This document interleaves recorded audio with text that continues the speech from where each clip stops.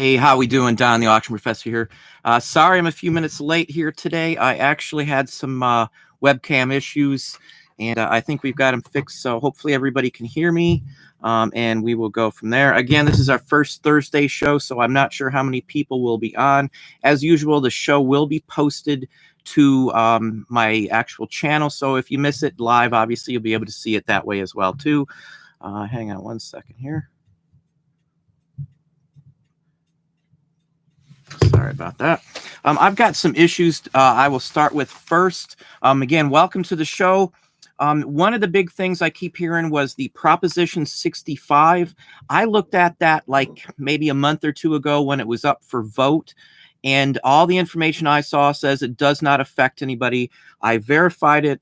I went to the Prop 65 site. I actually have some friends in California. They live in the Whittier area, if you're familiar with California at all. And if you have less than 10 employees, you do not have to worry at all about Prop 65. There is nothing whatsoever you have to do. So that was a key thing. I had a lot of questions. I had Facebook questions. I had individual emails to my account as well, and some questions through YouTube as well, too. So again, if you're worried about Proposition 65 and you have less than 10 employees, which that would pretty much be everybody who's watching or everybody who's on my channel, you have nothing whatsoever to do or worry about. So totally ignore anything on Prop 65. Again, nothing to worry about whatsoever on Prop 65. And even if they change Prop 65, the only items that we per se have are the poly bags and things like that. I send some aerosol vintage spray paint spray cans through the mail too, but they're already marked as dangerous material, so there's nothing you need to do. As long as you're using U.S. Post Office supplied or approved bags. The poly bags were the only concern that I possibly would have had, and the post office confirms that all the poly bags that are on the market for mailing are USPS safe. Same with FedEx and Airborne and the whole works. So again, you've got nothing to do with the Prop 65. Just ignore the Prop 65. I might throw that in another video, and I'll post it in my my Facebook group too, the auction professor there as well. Just so anybody who had that question and is worried about it, there's nothing to worry about whatsoever. So, and the other one that people were bringing up was the taxation, the internet taxation. That has not went anywhere. So there's nothing to worry about taxation as well, either at this point.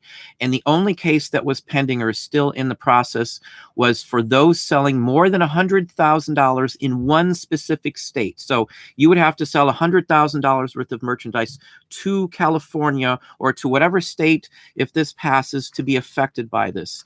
So that would mean if there's 50 states, you're going to be selling 50 million or 500 million items or dollars to states. You have nothing to worry about in either the taxation issues or Prop 65. And if by any chance eBay has been working on it, from what I understand, I mean, they collect taxes now, or at least they add it in. So I don't think there's going to be anything whatsoever to worry about in any of these changes.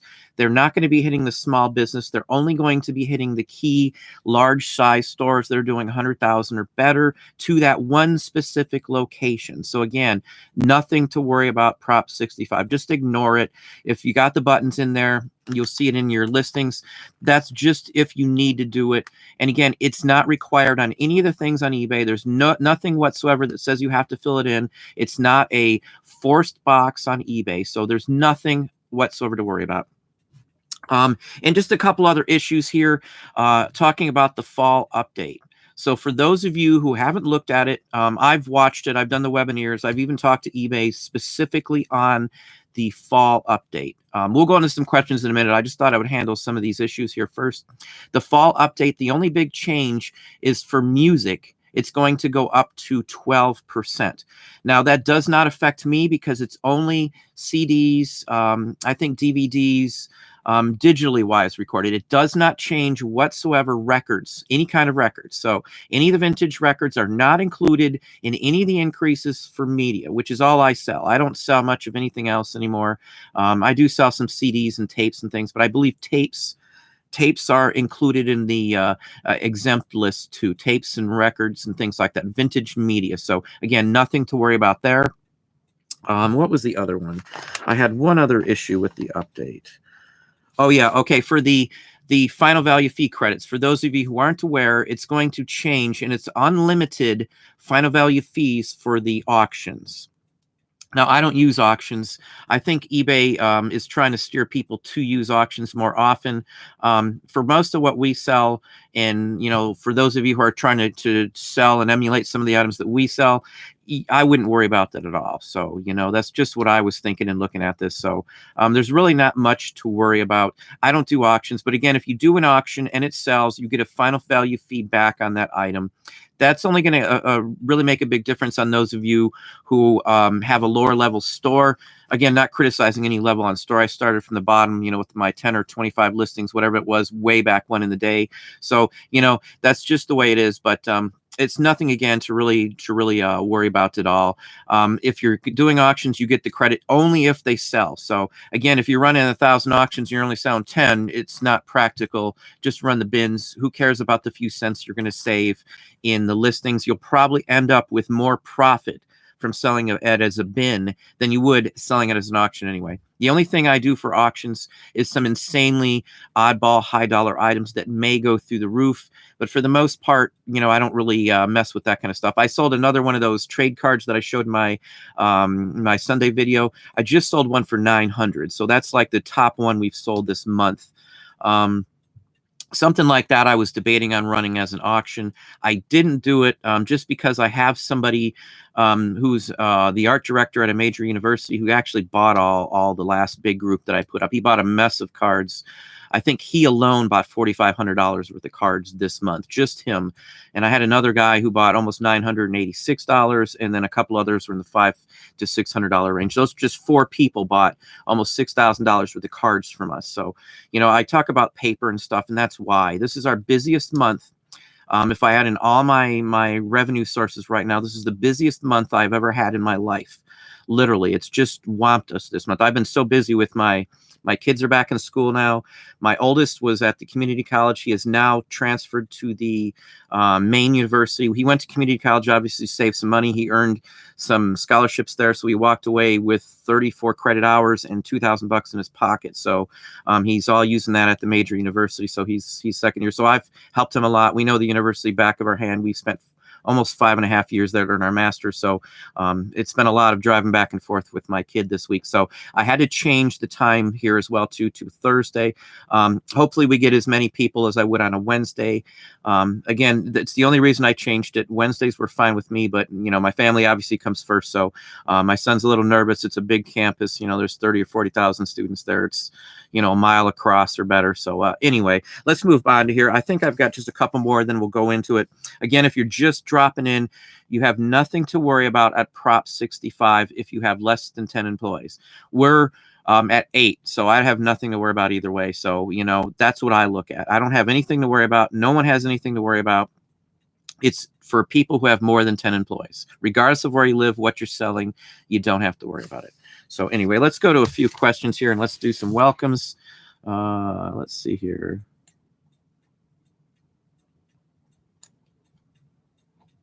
Let's see. Welcome, Renee Dixon. Jada Gypsy again. Welcome. Flippin' South. Sue Warner. Primitives. What was the book you recommended about postcards? I don't have it right here in front of me. I will have to. I don't think it's up there, is it? I think those are the holiday ones, aren't they? Oh, no, it's up there. See the white book over there, Ian? Hang on just a second. I've got Ian on the other side here. Just be careful. Hold the stuff on the shelf and then pull it. Yeah, I think that's it. I'm actually going to show you another book that I recommend for Christmas items. In fact, why don't I do that now? I actually set it aside just in case. Yeah, here it is. Okay, here's the actual book for the postcard. It's the Encyclopedia of Antique Postcards by Susan Brown Nicholson. Now, this one here, it's mostly for the pictures in here. Prices wise, I wouldn't mess with the prices. But if you want to see, what to look for a little better, grab this. And most of the stuff though is going to be online. This is basically just for looking and for getting an idea on the designs and to be able to tell some of the major artists on this, because this goes into detail and it lists like artists and it'll list their signatures. As you see, like in here, some of the signatures. So you'll be able to tell who actually did the postcard. Now, the artists, for the most part, did a ton of different brands of postcards, so you're not going to be able to pinpoint the exact maker, but the artist will sell the postcard any day of the week. So again, the Encyclopedia of Antique Postcards. Again, all the price guides I've ever seen on postcards are dead. They don't mean anything whatsoever. You can look them up to your blue in the face. eBay sets the price, or there's another postcard site, which I'll probably share with you too, that only sells postcards on it. I've got some up there too. It's not a huge mover compared to eBay, and they do not sell as well, but these are diehard postcard collectors. I don't have the site on this PC here. We've got a bunch of laptops, but again, Susan Brown Nicholson, you can get this from the library. If your local doesn't have it, most library systems in states like Ohio has the Ohio Link system, which means I can get books and movies and tapes, anything the library system has anywhere in the state, delivered to my local library for free. So just keep that in mind. And most states do it. It's tied into the college system. I learned how to get anything I wanted back when I was in college because we never rented or bought books. We either rented them in the worst case scenario, or we got them from College Link. Same with my son. You can save a ton of money by not buying a single book at the bookstore. We never buy books at the bookstore. But here's another book now. This is Christmas 1940 to 1959. It's a collector's guide for decorations. It's by Robert Brenner. Schiffer books for collectors. This is an older book, 2007. Now, if you like Christmas and you don't know your difference on the old style of ornaments, this is key. You'll get the gist on the style and the design of Christmas ornaments just from this book, and it's loaded with just tons of stuff in here. I'll put a link actually down below to an Amazon listing for these. I don't remember which one of these, but one of these I popped off on Amazon used. It was like $5 for one of them. I don't know what they are now, but it's got Christmas ornaments, all the add-ons, the candle holders, clip-on branches, the feather tree items. This is loaded. If you want to see vintage Christmas, this is it. Now, I've had this one for years, since probably 2007. I don't really use them anymore, but I've even have these type of items right now. Some of the candy dispensers. This is literally like I have this Santa, and I've actually showed this Santa in one of my haul videos too. So I mean, this book will pretty much give you the basics. If you want something to take with you and you don't want to be looking at the phone or trying to Google or a random search on eBay, this book has pretty much most of the key items for Christmas. Now, Christmas is still hot right now, so if you're seeing it out there, it's showing up. This is the end of the season for garage sales, so it's going to be drying up, out in the street. You're going to have to go to higher priced places to find it. I do buy some vintage Christmas at antique malls as well too. Now, it's a lot slimmer pickings at antique malls because those are sought after by so many people. But what I usually find are the little tiny German manger sheep with the wooden legs and actual flocking on them, things like that, little manger pieces. They don't look like Christmas pieces, but they're manger pieces, and those are the things I find most often at a antique mall or something along that line, Christmas wise. Those will be in this book too. So again, this is a nice book, Christmas 1940 to 1950, Robert Brenner. And again, this one is at the library as well too. Now, I did look at our local library system. You can get it. I think there's 2 or 3 copies of each of these for the Ohio system. So I would really seriously believe that your state has a similar option too for getting these books too. So I can get them from anywhere in the state, hundreds of miles away if that's what it takes, free of charge. Just reserve them online. They show up at your local library. They'll send you an email when they show up. That's anywhere in the state of Ohio. And as I said, I believe most of them are too. And I'm going to show you just one more quick thing, then I'll go to some questions. I was digging through a box. I'm going to show a haul video in the next couple days. I've got a ton of stuff. I know I haven't had many haul videos, so I had some, people asking. I'll show a haul video. Here's just a good example of a cabinet card. Well, it's more like a mounted photo. This is circa 1910. This is actually a full-fledged, full dress rehearsal for some sort of parade at West Point. They're all dressed. They're all armed. They're a musical band. I paid $1 for this because it's all coming apart. He saw it like this. Look up your comps if you're curious on something like this. Something like this is probably $100 or better. I had a good haul today. I was up bright and early this morning. My son goes to drill practice. I leave at 6 in the morning, and then I'm hauling by 7. I'm home by 9. I take my kid to college, and then off we go. But anyway, let's go to see who's here again, and we'll answer some more questions. Primitives, hopefully that's the postcard book you're talking about. I've got a couple of them.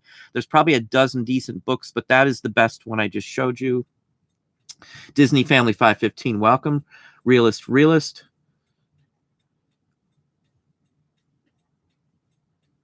You got ads. You've already cut them out. I got somebody saying there's ads. Good working on your station having video ads, though. Oh, maybe it's the ads on there. Yeah, I don't know about the ads on here. I've got YouTube Red, if that's what you're talking about. I am,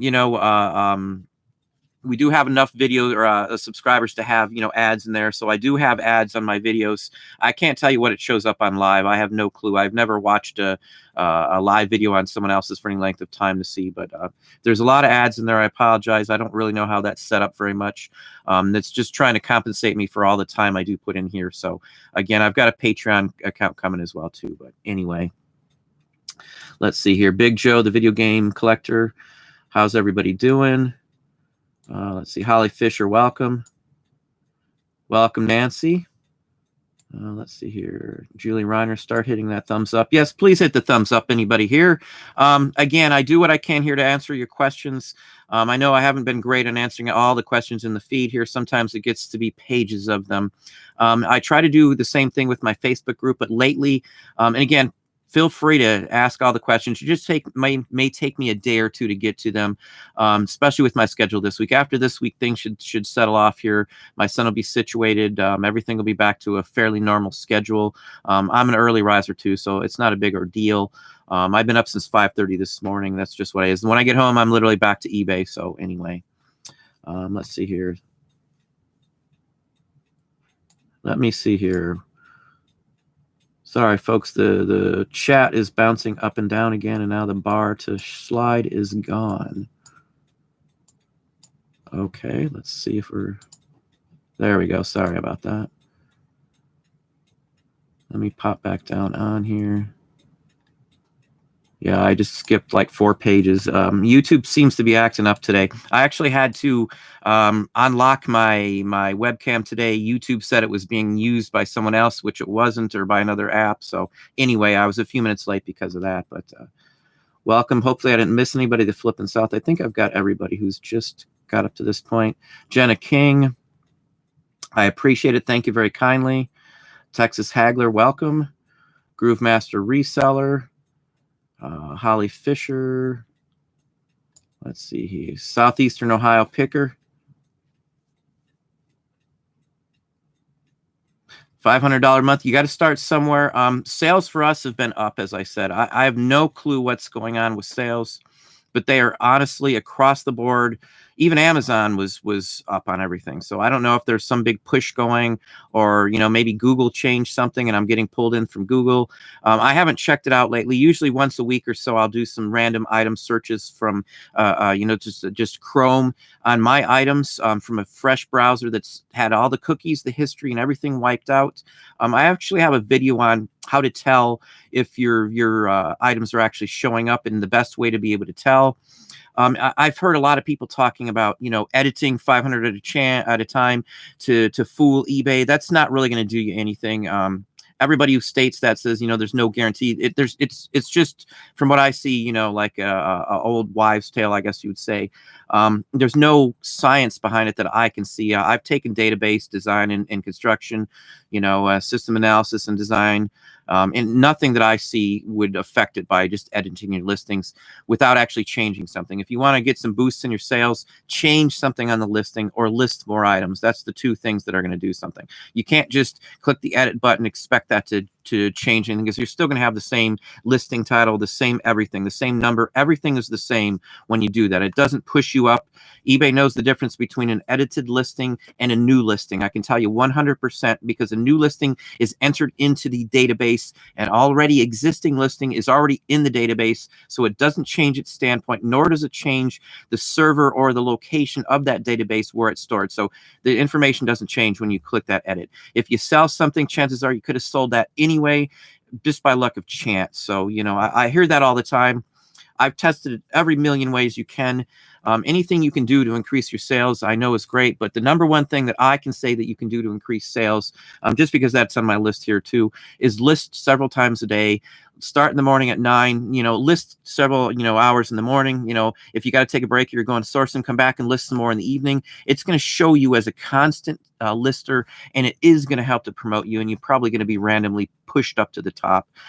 But nothing is hidden. And again, as I said, there'll be a video on how to tell.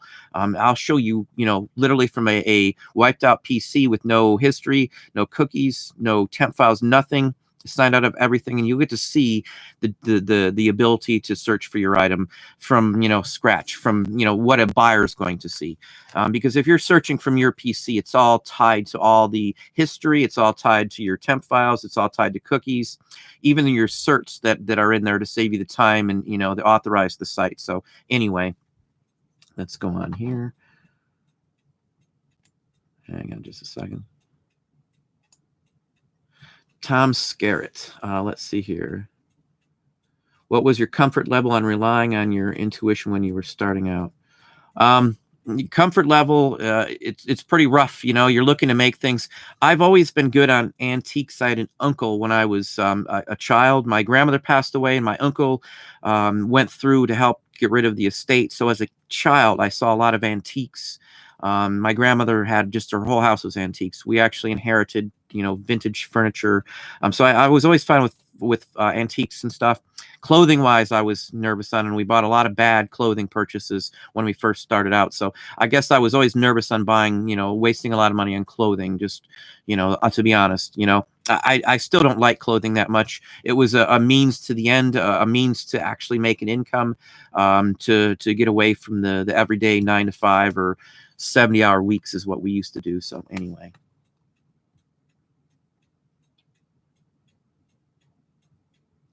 Thomas, no problem.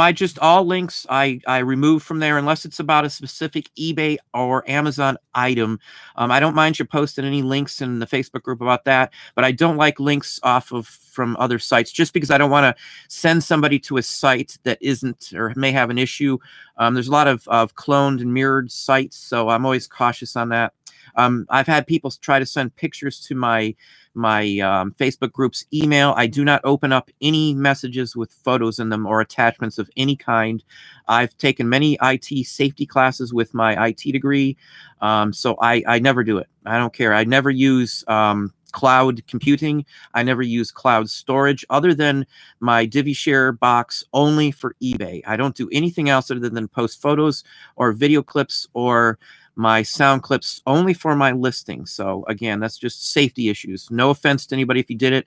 I did just recently in the last, say, 3 or 4 days, add some rules to the Facebook group. They're just the ones that Facebook already had, the pre-existing ones. No links, no foul language, no picking on anybody, no harassment of any kind. So we just want a nice place. I'm not up on that. I'll just block you off if somebody does something like that. Obviously a link or something that was meant to help. So no worries whatsoever, Thomas. Doesn't bother me about that. It's just they're automatically clicked on and then removed just the way it is. So anyway, no big deal. Let's see here. Holly, yeah, the Christmas book, again, it's a real cool book if you just want something to look at. Again, the prices are not good in the book. The book, I believe, is from like 2007 or 2008. I've had it for a decade. I've got a big stack of books. They've gotten to be less and less useful these days. It's only for looking at pretty much or knowing what to look for when you're going out. Some people, they'll go out to dinner and take a book out with them. Maybe that's what you'd want. I've got a lot of books like that. Yeah, I could have bought a ton of them today from a picker, even if I wanted. But, for the most part, like glassware and stuff, I'm not into that anymore. You see what we're selling, and we're selling a ton of it now. Sales have just, I don't mean to brag, and I don't mean to go on it again. Just I have no idea what's going on with the sales. Happy as can be.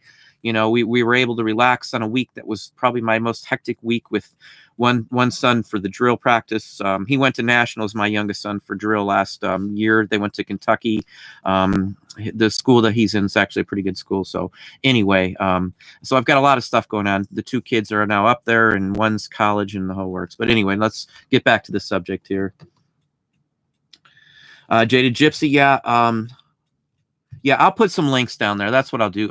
There's probably 5 or 6 books, and maybe I'll just do a video with a bunch of material that you could actually use to help you do this. And again, you don't always have to buy the books. Like if you're into stamps, I have the 2 main. I've got Scott's and I can't remember the name of the other one, but there's 2 main postage stamp books, and all together they're like 5 issues of them, or 5 stacks, or 5 books that are about this thick for each one.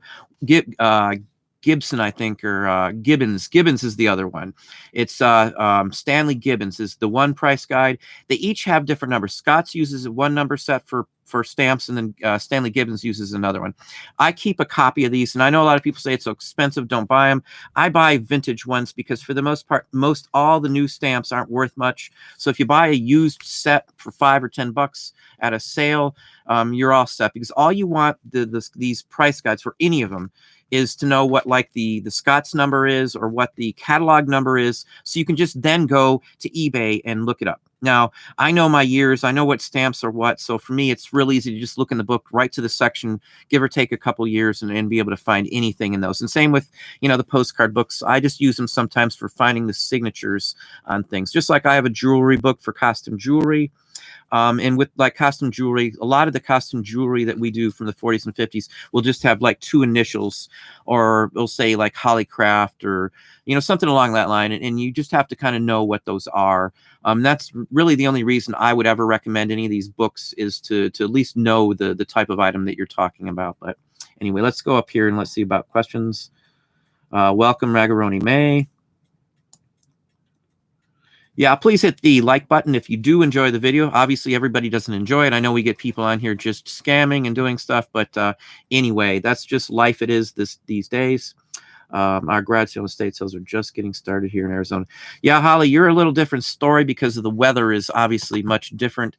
I was only in Arizona once for a very brief time, and it was a flight actually that we landed and had a little stopover. But anyway, well, I appreciate it, Jay. It looks like we have a what you call it, super chat. I'm sorry. Yeah, I'm not up on all the YouTube. I am primarily a eBayer. YouTube is my second thing that we're doing to help people. Again, I appreciate it, Jay. No one's required to do anything like that. So, you know, you don't hear me calling out super chat. Sorry. You know, I do appreciate all that. So if anybody does want to do it, you're more than welcome to. Because again, it does take a lot of work to do what I'm doing, and there's a lot of effort into it. I do pay employees to help, even with the video, and, you know, weeding through my chat to make sure that people aren't posting things that they shouldn't be. But anyway, I appreciate everybody. I do get a lot of good feedback. So, let me just shoot out one more thing, and I'll go back to questions. If anybody was interested in a store critique, I had 3 or 4 people ask me again if I'm ever going to do some more of those. If anybody's interested, below this video, go ahead and put some names down there. I'll try and pick a random name, and we'll do another store critique. You have to be willing to have it in a video and have everybody else see it. I'm very straightforward, and I am going to just say it like it is. Business related. I do not insult anybody. It's all related to business. So if anybody wants a critique for free, I'm going to do another one as a video, so you can kind of see. And I'll try to address some different issues that I haven't in other critiques. Just after talking to a few people, I have talked to a couple people about their store personally. And these are folks who've been on the channel since day one almost. So I don't really have a lot of free time to do that, but I will do one for a video. I'll try to maybe keep doing one once a month or so. So again, a critique, if anybody wants one, I will be doing one of those, randomly picking as well too. But let's go back here. Reselling Rob, how are you doing?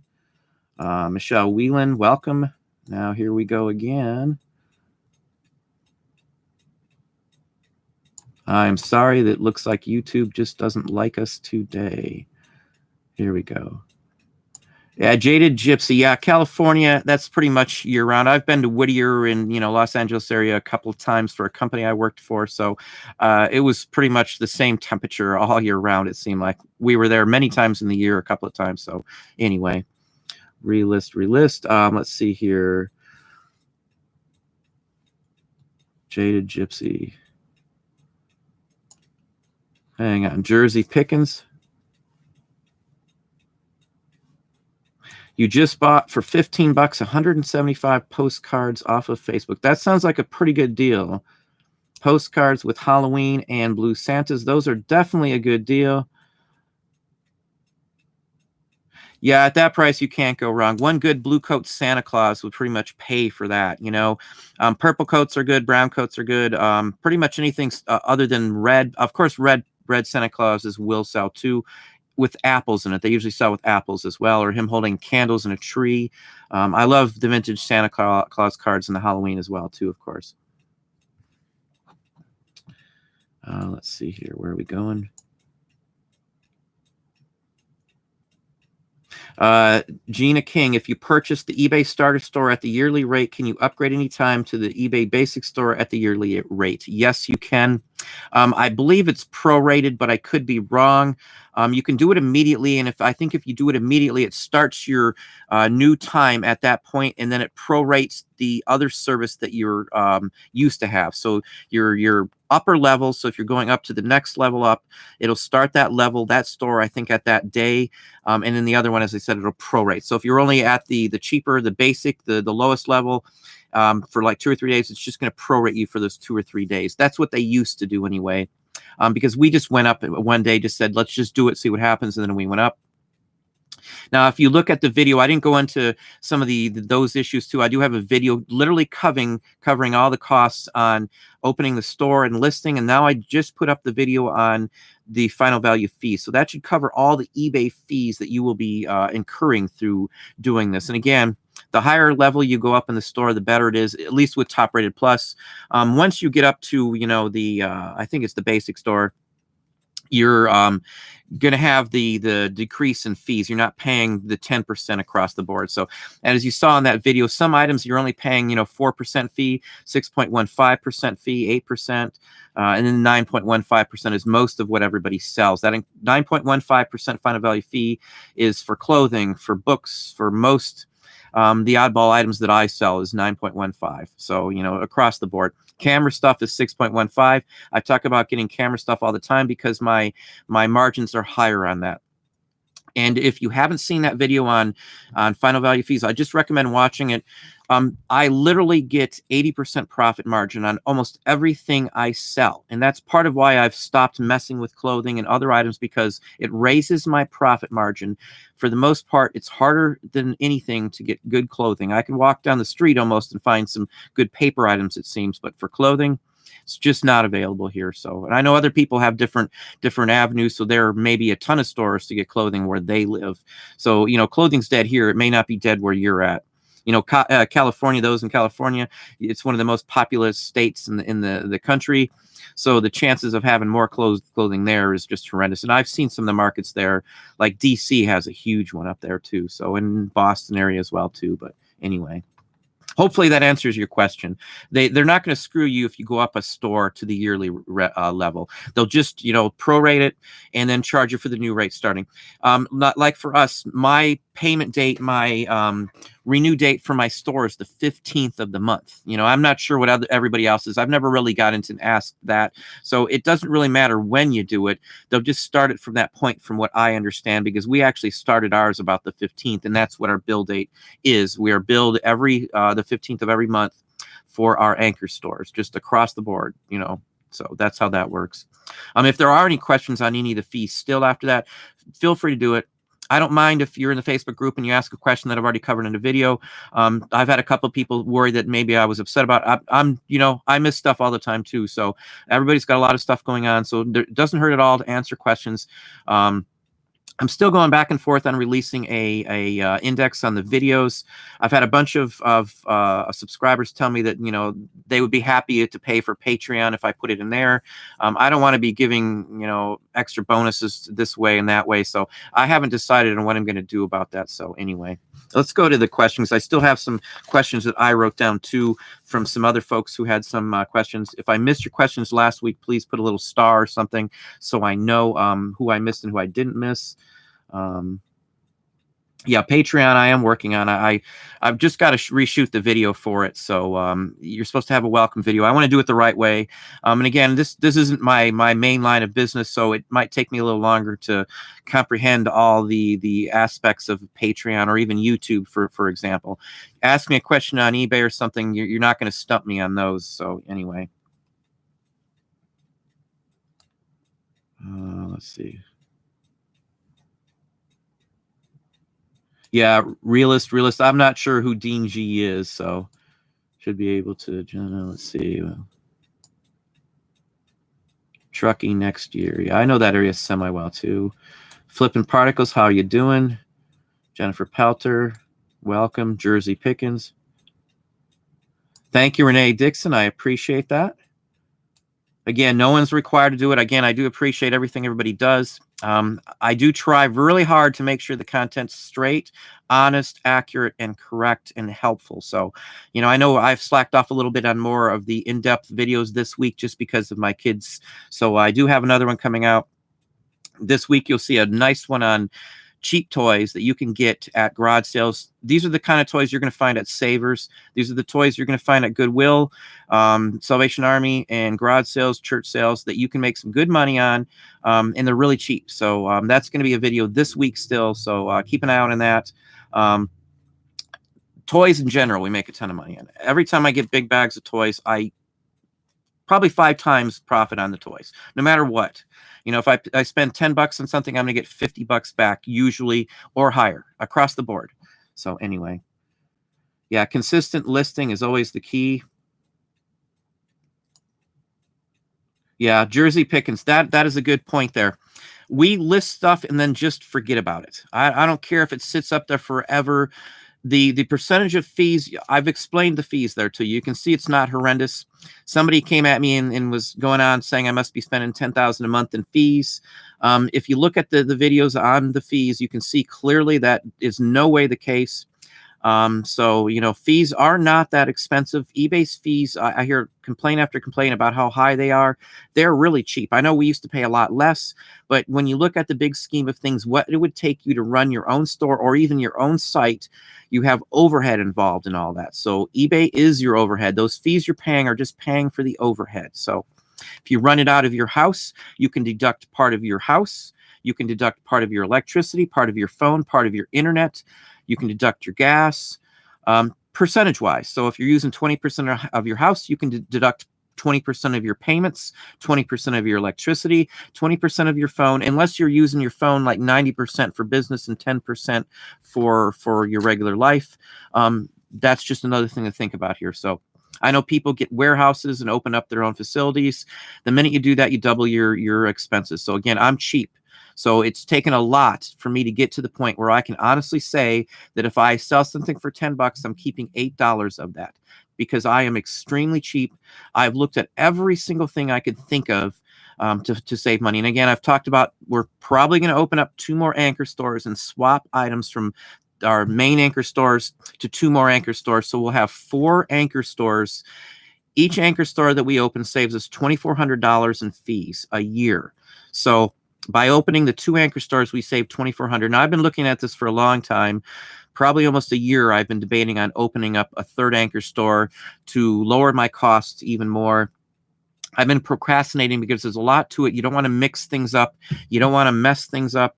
I can download them into a CSV file, all my listings, but there might be some issues with the photos and on and on. So I'm hesitant on doing that. To start from scratch, it would be very hard for me to want to do that and start from zero. If you link your stores together, you can earn your right to have 10,000 listings or the ability to have 10,000 listings. Like right now, people talk about limits. My limit on my store is, I think, $9 million in the ability to sell, and I can list 100 or 1.5 million listings on my account. And maybe I'll show you a little glimpse on that in one of the videos here, just so you can see. It's a monster amount, and that's not my highest one. That's the one that I share with you on my YouTube channel here. The other store has higher than that. So anyway, hopefully that gives you some kind of idea on that. Tips for tips. My older listings have been flying off the shelf. Yeah, for us, the Saint, it hasn't been any rhyme or reason to what's selling. And we sell stuff every day of the week, regardless lately from, that's been up for a year or two. So, but across the board, everything has been selling like mad. And I'm just not sure why, because this is the holiday weekend. Last weekend wasn't a holiday weekend, and we just crushed it. I mean, $4,200 in one day on one of our accounts. So, end of the day, that was $6,542 on the prior Saturday. We did just on eBay. So that doesn't count my Discogs, Amazon, or anything else that's going on. I mean, I was beside myself trying to figure out what was going on. It's always good to have the money. It's nice to know why, though. Maybe there's something I could do to have that happen all the time. So that's what I think about when I see stuff like that. Let me see here. Yeah, editing works only if you improve keywords. Now, I keep everybody's going on making videos saying if you edit them but don't change anything, it's going to reactivate your listing. There's no basis on that whatsoever. Again, I think maybe I'll post a video tomorrow. It's already been shot on what you can do to look at your listings to see what is going on with them. If your listings are showing up in a search, there's nothing wrong with them, and you can edit too. You're blue in the face. Nothing's going to happen unless you've changed something in the listing, altered the photo, or changed the listing title. That's the only thing that's going to fix it. If there's an issue with the listing title and the photo, if there isn't, you need the right person on there to buy that specific item. I never worry about that. Once you have a large quantity of stuff up, it's just totally not a concern anymore. Let's move on and get some questions. Welcome, Cindy Y. I know I'm very bad sometimes on getting the questions. I am long-winded. I do apologize. Jerry Reiner, welcome if I missed you. Todd, found a autographed baseball in my grandmother's house with signature of Pete Wee Reese, Duke Snyder, Jackie Robinson, and the rest of the Dodgers team. Should I send it off to get it authenticated? Sending a baseball off to be authenticated is going to cost you a fortune, from what I understand. I've got a couple authentic Elvis autographs here to have at a discount through Amazon, our Amazon account. You get a discount for having autographs authenticated. So if you have an Amazon account, that is part of the service included there. It's $200 just to have Elvis's authenticated, and I can almost guarantee that Jackie Robinson's going to be a lot. So each one of those autographs may cost you a fee to be authenticated. And I wouldn't trust any local vendor. It could get lost, stolen in the store mysteriously. So anyway, I would check into sending it off what the cost would be, because if it's fake, you might know right away, but it still might cost you some money. Maybe your best bet is to go to a legit baseball and card show and get the best, highest end dealer in that place and just show it to him in person and see what he thinks. There might be some dealers that if you let them sell it for you at an auction house, that they will authenticate it for you through the services for free. So just keep that in mind. They have connections. Some of them might be on the board that actually authenticates signatures. So I've done that in the past with some items before, not sports. I'm not a sports person. Nothing wrong with sports. The only one I ever paid attention to was Nolan Ryan. And, that's been years ago, obviously. Let's see here. Penny Day, welcome.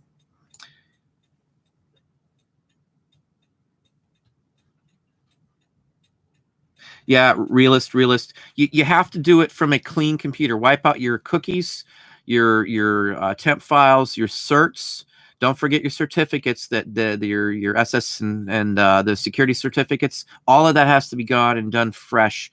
Sometimes even your PC itself, it's on a laptop. It might be some more information that's actually stored in Windows too. So I usually log off, restart, and then do it. We've got a bunch of laptops, so I just pull a different laptop usually. But that's what you can do as well if you only have one computer or one laptop. Don't do it from your phone, because I can't tell you how much information is stored in there.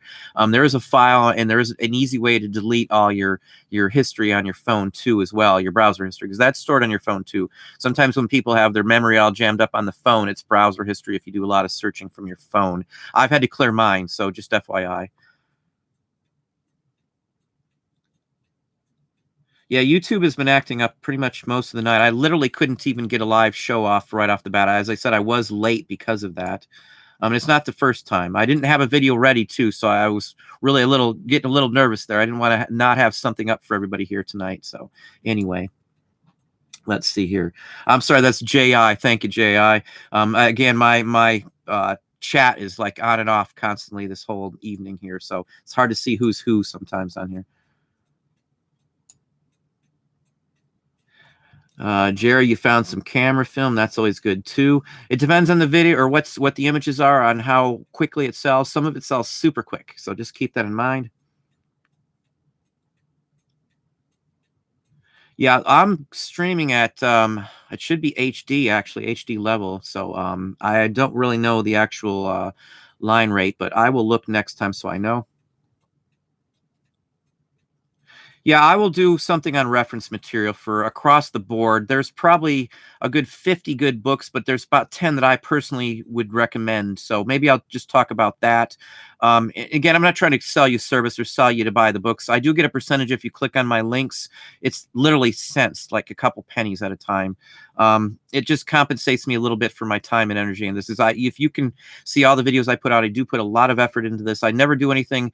I'm going to cuss once half-assed, pardon my language, but I don't usually cuss, but I try to do it full steam or I'm not going to do it. I don't want to waste my time on just kind of half doing. No half measures for me. I'm going to do it the full way as best I can anyway. Yeah, quarter items are always good. Here we go again. I just lost my feed. Hang on just a second. Yeah, Holly, most of my items are $1 or less. Literally, almost everything I buy is $1 or less. I do the cheap bins. Most sales and shops have like a junk bin in the front or the discounts. Those are the first places I go. Auctions are great. So if you don't go to auctions, you're missing out on auction stuff. Local live estate auctions, estate sales, estate shows. The traveling shows, these traveling antique shows can be good sometimes as well too. Welcome, Andrew. The Veranda Files, how you doing? Let me see here where we're at. Trey World Live, welcome. Yeah, Trey World Live, pop that down there. If you do want to critique, please put it in the feedback down below, the comments. Once the video goes up, I know it'll make you have to go back, but it's hard for me to view through the whole thing just with an hour long. I don't have time to go back and check most of these. Usually I only check the last few questions to see if there's any I really missed. And I always miss some, unfortunately, but yeah, I should probably start moving a little quicker here just so we don't miss somebody. I'd like to get some questions done. Again, critique. If I've already done your store, I would prefer to do a new store, obviously. So anyway, Kentucky Treasure Hunter is mine. Again, pop those down in the description once the video is posted. That is the best way for me. Because what I did last time is I just wrote the names down on a piece of paper, and my employees pulled them out of a hat. So it was random as you can get. And I felt that was the fairest way. I know people just pick somebody who their favorite is, but that's not me. I just rather have some random. It's potluck, luck of the draw.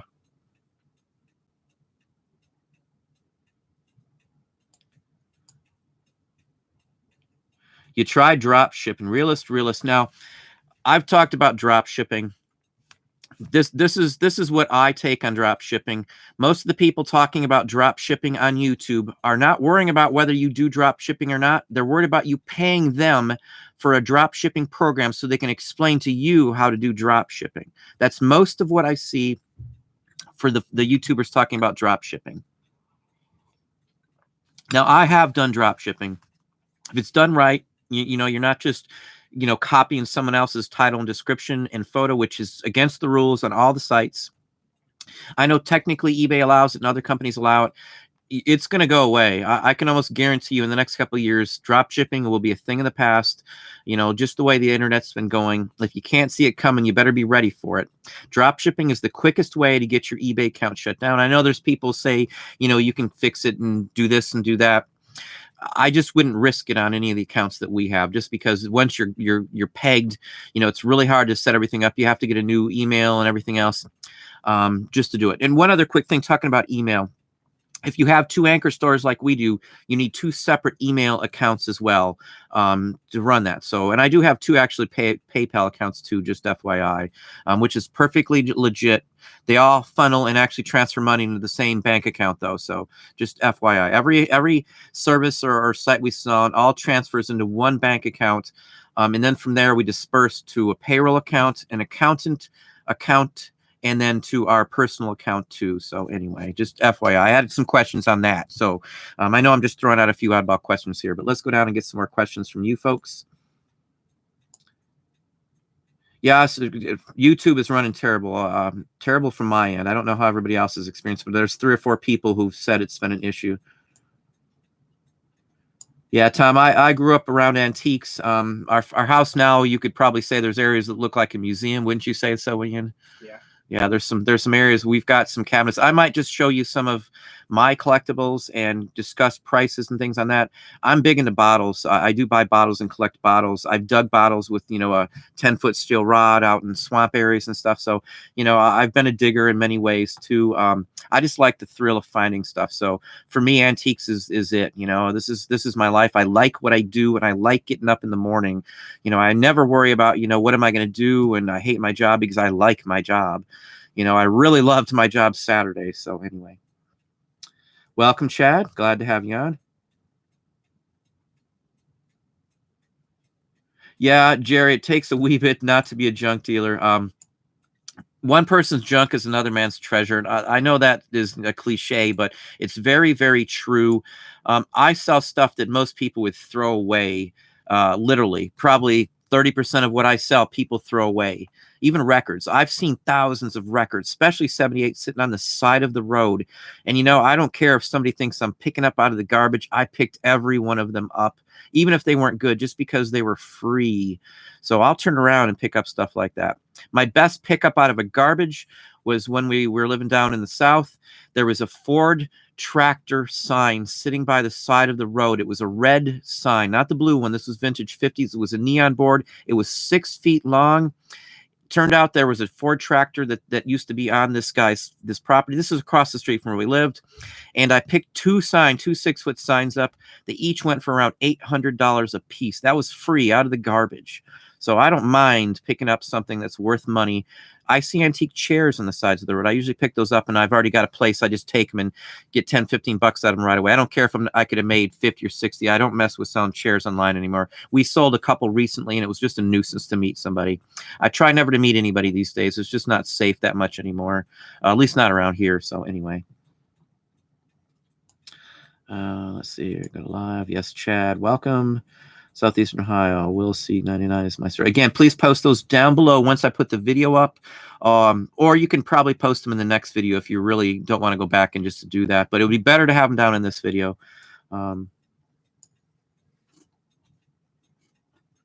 Let's see here. Trey World Live. I have a little Tyke steamroller from the 70s. Paint is faded, but is pretty big for a toy its size. Any suggestions? That's a new one. I mean, I have not seen those. I know exactly which little Tykes you're talking about, I would imagine. I remember some of the little Tykes from the 70s. Look up your comps. I don't think I'd want to mess with that just by size. If you have nothing into it, you can always do local pickup from eBay, but I would literally stick to eBay and not Craigslist. I don't do Craigslist anymore on stuff like that, just because of all the issues around here. There's been some murders from Craigslist hookups and things like that. So I don't mess with it. If you do eBay local and you make sure that they can't bid on it if they have less than so many feedback or negative or clicks on them for not paying, you're usually pretty safe in meeting somebody like that, because they have to be verified through eBay, and as well that their payment information is actually tied to their account as well. So there's a lot better chance on this person being a legit person than there ever would be from just some random Craigslist meetup. So just FYI. I've got kids these days, and as I said, I'm not going to risk my safety anymore on anything. So anyway. Yeah, drop shipping can get you in trouble really quick. And as I said, most of the people talking about drop shipping, I don't think they really do drop shipping as much as they say they do.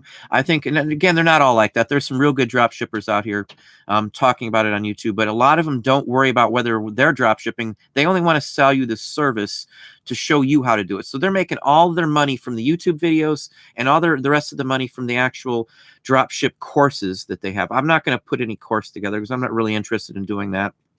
I like talking about it. If this turns into like a lot of hassle and work, it's just not any fun anymore for me. So again, I love talking about this stuff. So that's fine the way it is right now. Cindy, go to estate sale and spend your time there. Don't spend more than you think you should. Look the stuff up. Who cares if somebody sees you looking it up? They're there to make money, and so are you. So don't worry about what somebody thinks. I never worry about what somebody thinks when I'm doing something. I don't care if I'm crawling around on my knees under a table and people are looking at like I'm weird or something. I don't care. I don't really worry about what somebody thinks anymore of me. I worry about, my bottom line. I worry about not working for somebody. I worry about paying my bills and taking care of my family. That's all I worry about. I do it honestly. I do it legit. I follow the rules. So I've got nothing to concern myself about with what anybody else thinks about my business. Everybody used to make fun of it. Most people don't make fun of it anymore. They just don't talk about what we do or ask many questions, because for the most part, we make more than most of our friends these days. Not trying to brag again. I'm just, you get out there, you work hard, you're going to get somewhere. Anybody here watching this video, if you do what you can and work yourself up, anybody can do it. Anybody can get enough sales and to make a full-time living, to make more than you would be making at your normal job, depending on what your job is, of course. But making $250,000, or at least selling $250,000 on eBay is easy. I know a lot of people say that's not easy, but once you've done it for a few years and you've increased year after year after year, you're gonna be like, well, that really wasn't that hard. It's hard to get started. It's hard for motivation. It's hard to change yourself from working for somebody to actually running your own business. But once you get that mentality and your bottom line is all that you're really concerned about, and you're only narrowing in on the bottom line, it's going to be easier for you. You're going to say, wow, that was really a piece of cake. Or you're going to run up on something and you're going to realize that you finally understand what to look for in a certain category that you never understood until just that one day. You'll have an epiphany on something, and you'll just be like, wow, I understand what to look for now. I see the difference. Or you'll be lucky enough where you'll run into somebody at a flea market or an estate sale, and somebody will show you and explain the difference to you, because I see people do that too. And I've done it. When I see somebody talking about something, or I'll walk by and hear them, I'll point out, what the true story is about some items for them. So anyway.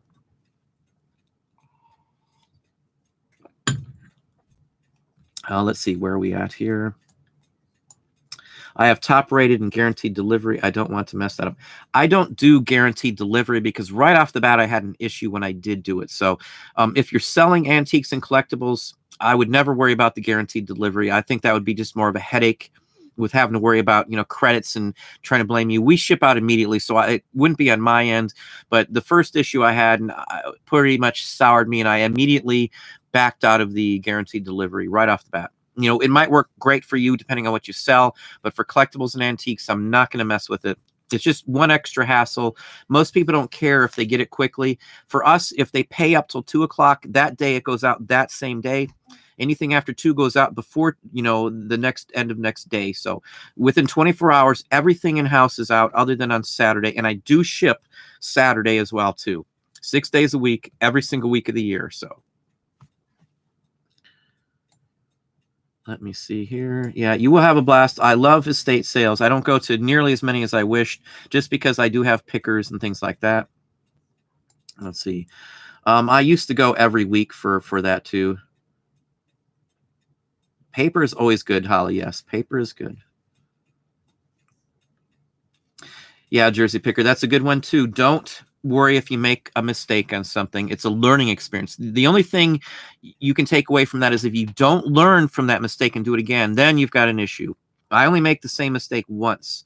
It's all it takes. You lose a few bucks on something, you hopefully will never do that same mistake again. It actually helps you learn to some extent. I don't want anybody going broke. I don't want anybody, blowing big sums of money, but it's going to happen. It happens to everybody. Me these days, it's very rare. Less than 1% of anything I've ever gotten in the last couple of years I've ever had an issue with. And even when that's come up, the junk drawer lots I use. So if I can't sell it individually, I, like 100% of the time lately, get my money back from junk drawer lots. So literally, I'll lump some stuff together. I got bins for certain items, and I'll throw them together. If you haven't watched that video, watch that video. It's I think it's titled "How to Sell What Can't Be Sold" or something along that line. But it literally covers junk drawer lots. And it's a big money maker for us when we have a bunch of stuff we just want to get rid of and dump out there. So anyway.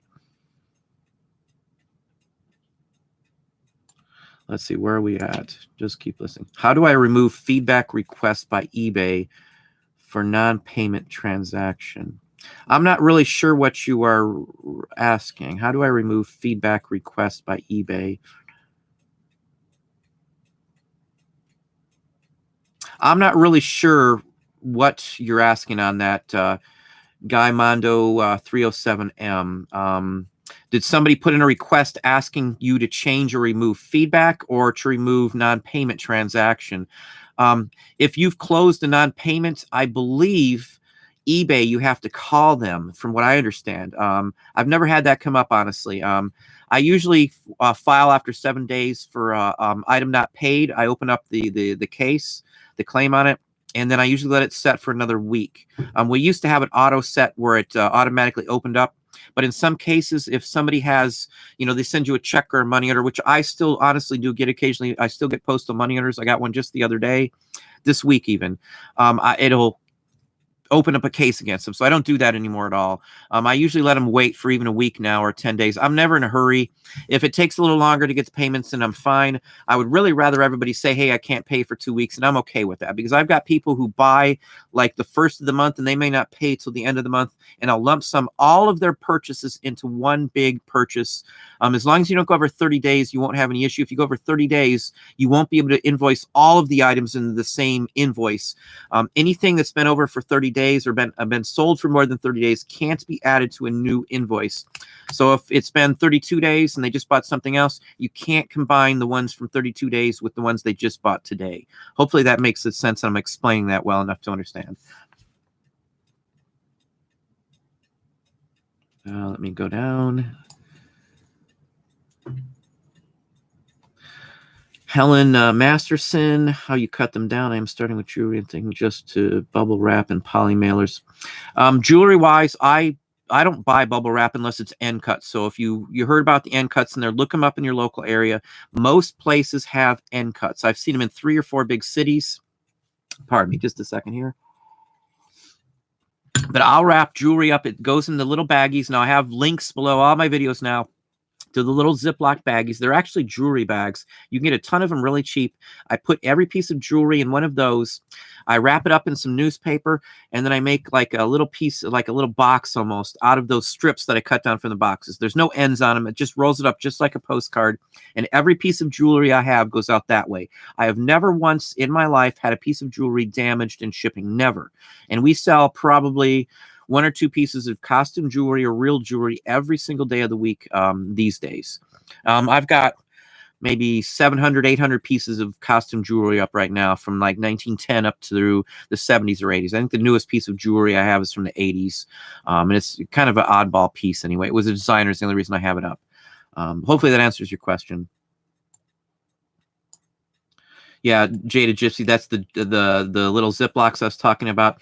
Bubble mailers cost you more money. So if you avoid bubble mailers, just get free newspaper. That's really what will cover you up. I take a whole sheet of newspaper for each thing, one whole side page. I'll fold it in quarters and then roll it up so that it's about this thick, whatever the piece of jewelry is.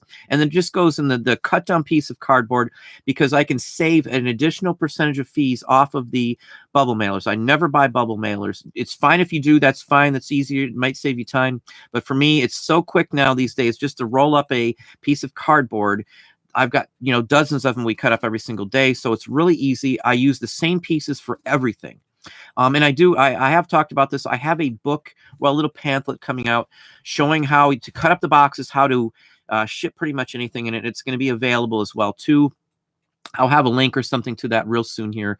I just need to do some final editing on the actual texts. My wife's the bomb when it comes to editing English text. So anyway, let's see here.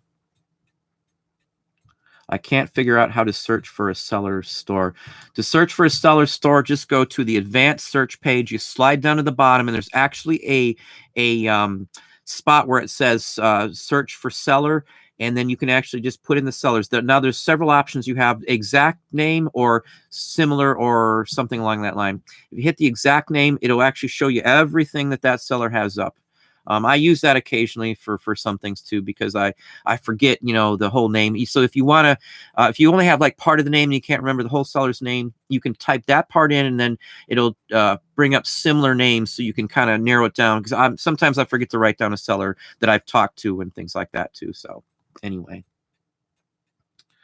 there is no FOMO. Another deal will show up tomorrow. Yeah, You never know. Every day something new pops up. Like if I had a return on clothing a couple years ago when we had clothing, it sold the next week for higher money than I sold it the first time. I never worry about returns. I never worry about if someone's, doesn't pay for something. All I do is file a report. I close the case and it'll close in my behalf. I block the person and then I relist the item. Who cares? It's not a big ordeal. That is another small thing that people get all upset about and get fly off the handle. Who cares if they don't pay?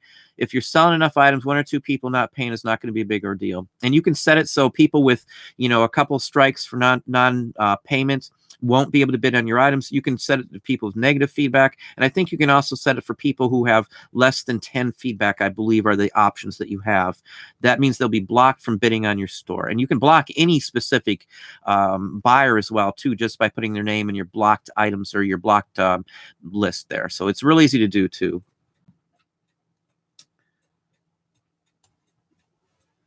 Well, thank you, Jersey Picker, or Pickens, pardon me. Let's see here. Yeah, I don't mess with Bitcoins at all. Realist. That's not my thing. I prefer real hard cash, I guess.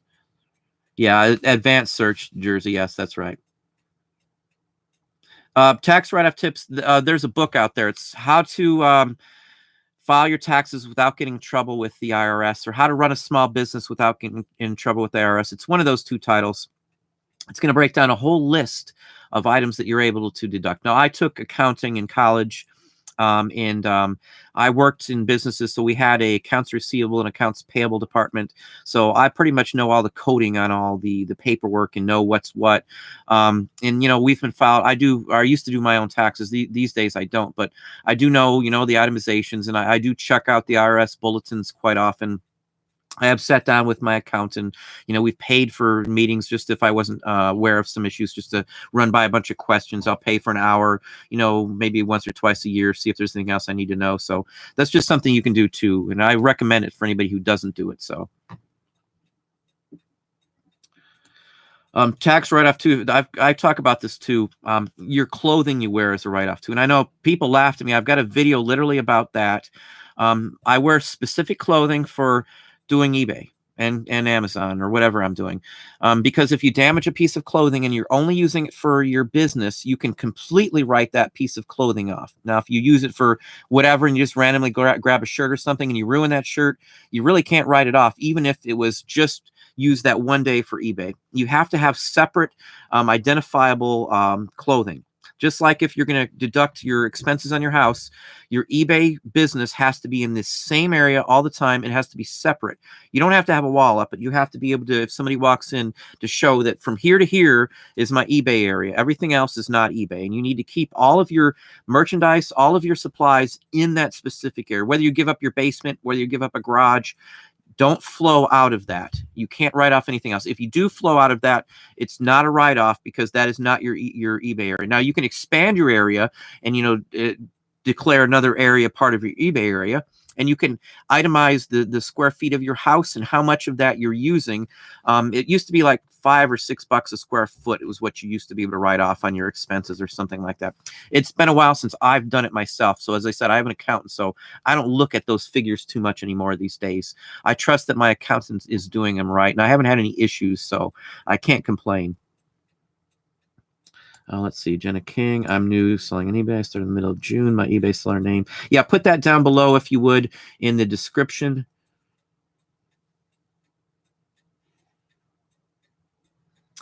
Dean is the real estate mogul person. Oh, yep. Okay, I know who you're talking about. I've seen those videos too. We've got YouTube Red, so for $15 you can have every member of your family on the YouTube Red account for a month. It was well worth the expense. My wife uses it to work out. She'll just put a playlist on and the whole works, so whatever you do, I would recommend the YouTube Red. I'm not trying to push them. I don't get a dime if anybody signs up for YouTube Red, but we love it. It's so nice not worrying about commercials or anything like that on there. I don't blame people for having commercials at all. It never really bothered me, other than when I'm trying to, I'm playing in the background. I hate when a commercial rolls or I've got to reach over there and click a button or something. So for us, it's just a convenience factor for pretty much anything else. Welcome, Andrew Milburn. UK, I used to know a ton of people from the UK, especially when we worked at Disney. Basic store, what is the listing limit? Your limits are based on your length on there. I think you start with 10 listings. Once you hit that 10 and you're successful, I think for 30 days, you can call eBay and have them up how many listings you can get, if that's what you're talking about. I don't really remember right off the top of my head how many listings are included with that service, because again, I haven't had anything but an anchor store for years. I don't even know the last time I had anything less than an anchor store. It's literally been that long. I had to dig in to figure out the exact amounts for the video that I did, just because again, I don't mess with the smaller stores anymore. Nothing against anybody who does. We do have another store too, but it's a premium. So we have 2 anchors and a premium store too, just FYI. And I've talked about the 3 stores. We do have 3 stores, as I said. Let's see. I was dead for a couple of days. Then today, rocking and rolling. That's good too. Yeah, I don't know about the economy per se. From what I see, it's not going very far. No idea what's going on with sales. I'm going to take it. The minute I find out, I'll let everybody know if there's any rhyme or reason or answer to what is going on with the sales. At least for us, I know other people have sent me real nasty emails and some posts on my Facebook, and as well posts on YouTube going on how bad the sales are, and I'm nuts, and calling me some pretty nasty names. But I'm just telling you what I see. This is what I see, and pretty much several other people that I personally talk to and personally know, and that I talk on the phone who do eBay have had similar issues with the sales too. And other people in my Facebook group or even here on YouTube have commented that sales have been up. Now mine started, last Friday, and Saturday was the bomb. So it's been that way since. We had been doing 750, 775 a day in sales. The average now for this past month is around $1,200 a day in sales across the board for every day this month. So, I have no complaints whatsoever for this month. At this time, we're going to reinvest some of that. I bought a ton of merchandise and stuff like that, stuff that I probably wouldn't have bought had I not had the funds rolling, because we have slush funds. I put money aside every dime I put aside. We don't spend a lot on anything. I try to buy everything on discount. I try to buy everything as cheap as possible, not cheap quality, but cheaply. I source out everything. So anyway, and every dime you make is, or you save is a dime you're earning. So don't worry about being cheap. Be as cheap as you can to do this, because at the end of the day, your margin, your profit margin matters, and your bottom line. So there's not many people who are running an 80% profit margin like we are. It took us a lot of time and issues and worry and going back and forth and trying to source this or source that, figure out the cheaper items. The name of the game here is to get everything as cheap as you can possibly get. Find a niche that you can get really cheap that sells better. Even if it's quarter items that you can sell for $10, that's a good profit margin across the board, especially if it's something that's quick to list. That's key to making this work. It's a numbers game. So you got to get all the numbers coming in. You got to be able to get a ton more of every item that you're getting cheap enough. That's how it works. If I sell something for $10, after you take out, the fees for the final value fees, my listing fees, my PayPal fees, I'm bringing home at least $8 out of that $10. And one other thing I've talked about too, I don't include my listing fees in my, the nickel or whatever it is in my item cost. That is an admin cost, because again, I can't tell specifically how much it costs per whichever listing, because it's hard to tell which one is the free first 10,000 listing in my store versus the other 12,000 who aren't free that we're paying 5 cents or so for. eBay did give us 500 free listings last month, or this month actually, last week it was. So I don't know if anybody else had free listings. This is only the second time in 2 years eBay did that. So I think they're getting a push. That may be something to do with, but for me, all I did was activate it and just let it sit there, because I'm constantly relisting stuff on the good till canceled. So I used up all those 500 listings in like 6 hours. So anyway, it just happened to be the day of the week that a bunch of stuff was relisting. So that was a good plus. So it saved me a few bucks off that 500 items. Let me go down and get some more questions here. Listen to switch to a store. I have 130 listings up and switched to a store, and my sales just stopped. I was making 5 or 6 sales a week, down to 0 or 1, hoping for a better weekend since it's the first and Labor Day weekend. Now, just because it's Labor Day weekend doesn't necessarily mean the sales are up. And Renee, I could honestly bet you $1 million that it has anything to do with your store. Go and look and see if your items are visible. That's your best bet. I can't see as having a store would have any impact on it because it's the exact same listings that you had before. There may be some difference in how they're filtered through the actual database when it switched them over to the store, but I can't imagine anything else. It's luck of the draw. You've got a compared to us, it's not a ton of items up. It's a real good start. So I'm not cutting on you in any way, shape, or form. We started with one single item. So, just keep that in mind. But with a limited number of items, depending on what you have, it's hard to say what would sell. I know even if you have a routine, it depends on what you're selling. This week, school started back up. So in all the prior years, this past week has been slow. And I've even posted that and talked about that. Last week should have been slow because everybody is checking their kids into college, into the dorms. School's starting back up. People have to go out shopping, aren't going to be having time to look stuff up. All the new activities, if your kid's into sports or an activity, they have to sign them up for that.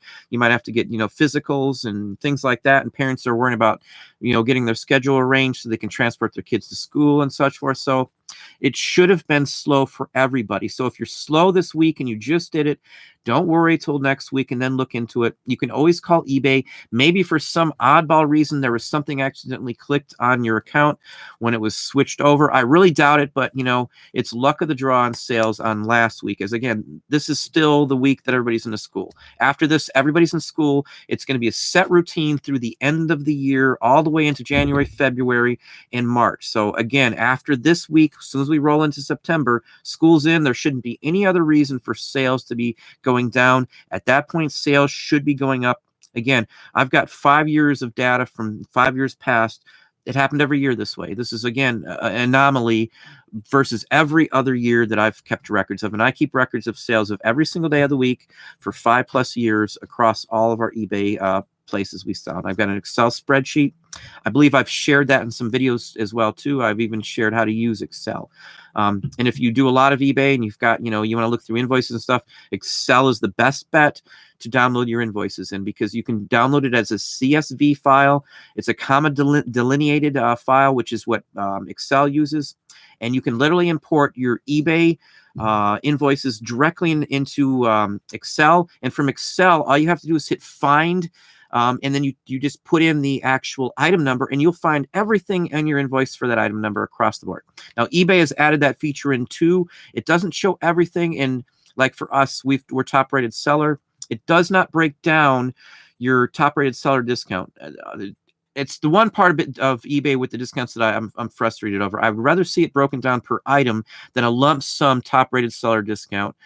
Because I break everything down per item because the goal of this is to know how much you're making off the items, not, lump sum. So you'd have to do the math to figure out the item price because it's obviously a lower percentage than you're actually billed normally. So anyway, hopefully that makes sense again. Let's see here.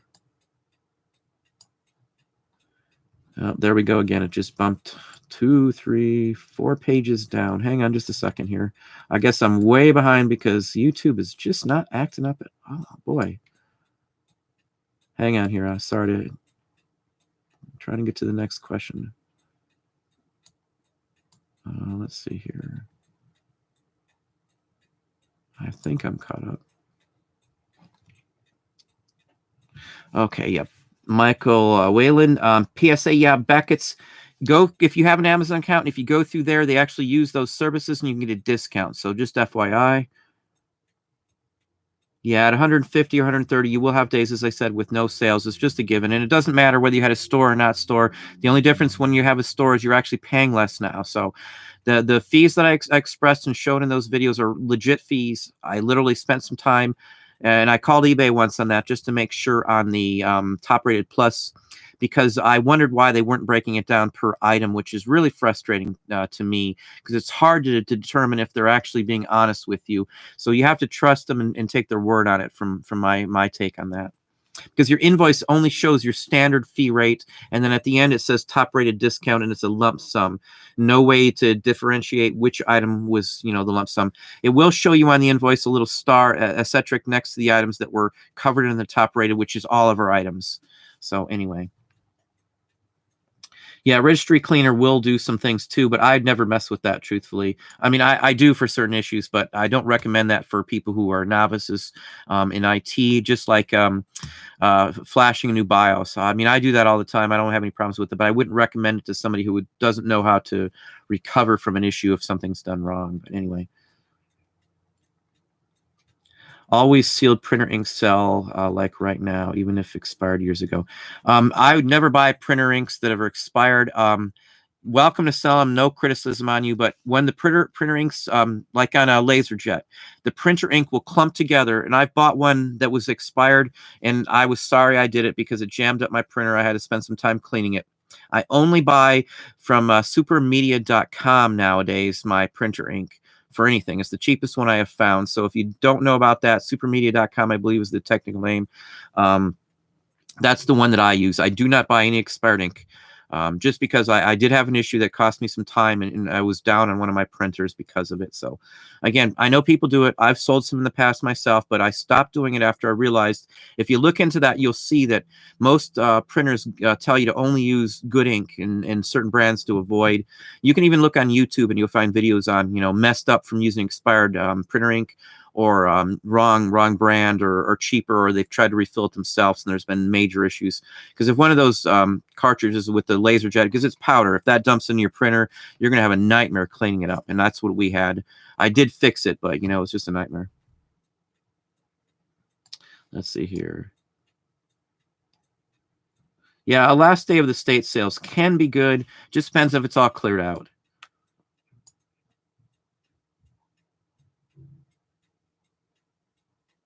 Yeah, I'm not sure what rate it is. YouTube, I use the camera option, and YouTube sets my rate based on my service and based on my actual feed. We have the highest internet service you can get, the highest rate, which isn't good around here. We're stuck with the worst company in the world for internet is AT&T. I would drop them in a second if there was anybody else in the area that was available. They are the worst. We've looked into some of the other local companies, but their service ratings were terrible online. So anyway. Welcome, Danny. Let's see here. Where are we at? Yeah, it's really acting up still.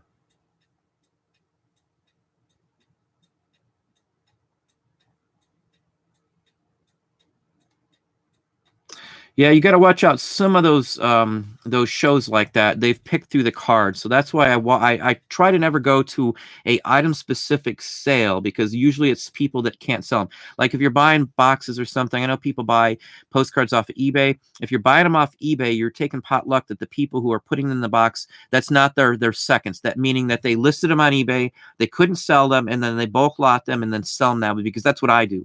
When I have a whole bunch that I can't sell individually, if I bought a big bulk from an estate sale or something, I'll bulk them up and I'll list them in a lot on eBay and sell them that way.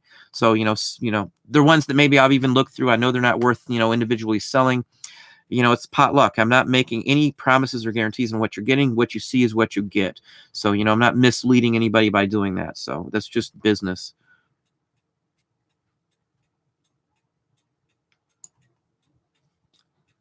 I noticed that about some of the dropship gurus, all they were doing were pushing their courses. I also agree. I never thought it would be long term. Yeah, most of the people I see, as I said, on drop shipping are just making money off the courses. Even some people talking about eBay and Amazon, they're really not eBay or Amazon sellers anymore. They're YouTubers specifically. My business, my number one business, my number two business, my number three business, all the way down to my number seventh business are all selling stuff online on sites, not doing YouTube. So, this is a second life, I guess you would say, for me.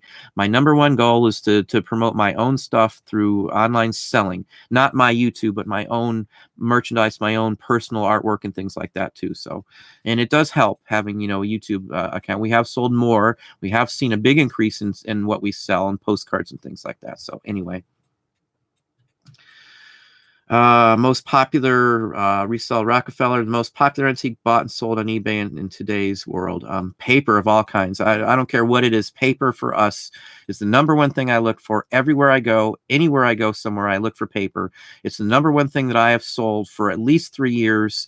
Even when we were doing a ton of clothing, I still outsold my clothing 10 to 1 with paper items. And stuff, again, is most people would just throw away. That's literally what I see. Let's see here. Yeah, there's nothing wrong with if that's what you want to do is trash. And around here, they do just like that. The colleges, they'll just dump them all in dumpsters. You can't do it at the university, though. You get yourself in trouble. You're not allowed to do that at the university. You can't even park on the university for even a minute without paying around here $3 for the day for a 1 minute parking. So anyway.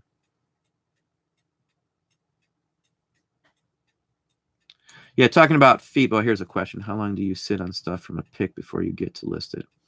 How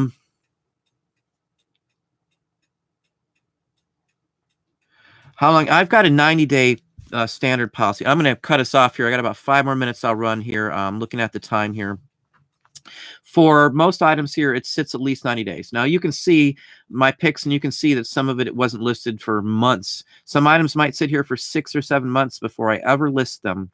That comes into play with all these shelves, and there's shelves all the way around where you can't see as well, too. So we'll set it there for the right time of year. Like a Christmas item will sell better during Christmas. Every item that's Christmas doesn't have to wait, though. Some items are so rare that they'll sell high price, top dollar, any time of the year. Now, there's other items like some people had posted some Christmas ornaments in my Facebook group. Now, those ornaments will sell better fully during Christmas time. You know, people be wanting to decorate a tree. We had some elephant ones. They looked just little elephant Christmas ornaments. I put them up for a year. They were up for litter for a year, 60 cents to list. And the month before Christmas, somebody bought them all. Every one of them. It wasn't the same person even, but they all were gone. They were just ornaments. So Christmas time is the best time to sell like the everyday kind of items that look really nice and are really good quality items, but they're just not huge items and they're not vintage. And we just sell random Christmas ornaments even for $5, $10, $15 all the time. And they're things that you can get like at a box at a church sale, whole box of Christmas ornaments, even newer ones from the 70s and 80s for like $5, even at garage sales. Even like the family heirloom ornaments, like their kids made some clay Christmas decorations, those still sell too, believe it or not. So anyway, let's see if I can get one more good question in here. Yeah, I always take notes with me too, always. Trade World Live, if I get to Texas, I will take you up on that. Just somebody asked me another question here, and I wrote that down too. How do I leave feedback? It's set to automatically leave feedback the minute somebody pays for the item. So once they paid, as far as I'm concerned, they have met their obligation to. If you need to go off, but they've met their obligation to pay for the item. So once they leave it, it automatically leaves feedback, and I never have to worry about it. I never touch it. I never mess with it ever. So anyway. We're going to cut it off here. I'm sorry if I missed you. YouTube literally has been popping up and down, so I'm not seeing any chat for like sometimes 3 and 4 minutes. So I hate to do this, but that's just the way it's been running. And now coming down, I'm scrolling, and I've got like, geez, 50 or 60 questions on here. And I'm sorry, it's just YouTube has just been terrible today, and I don't know what it is. I wasn't even sure if I was going to get on today, but anyway. So I'm going to have to holler off and cut you off here. I do have to get up at 5:30 in the morning. I probably will be up for another hour or two anyway. So I appreciate everybody coming on. If you haven't hit the like button, please hit the like button for me. It helps draw attention to the channel. It helps us a little bit here. It's a good feeling to see those likes come up. So please hit the like button if you haven't. Again, Don the Auction Professor, good to have you on. Hope you learned something. Again, I've got more videos. I got a good one coming out tomorrow too. And we will talk to you next week.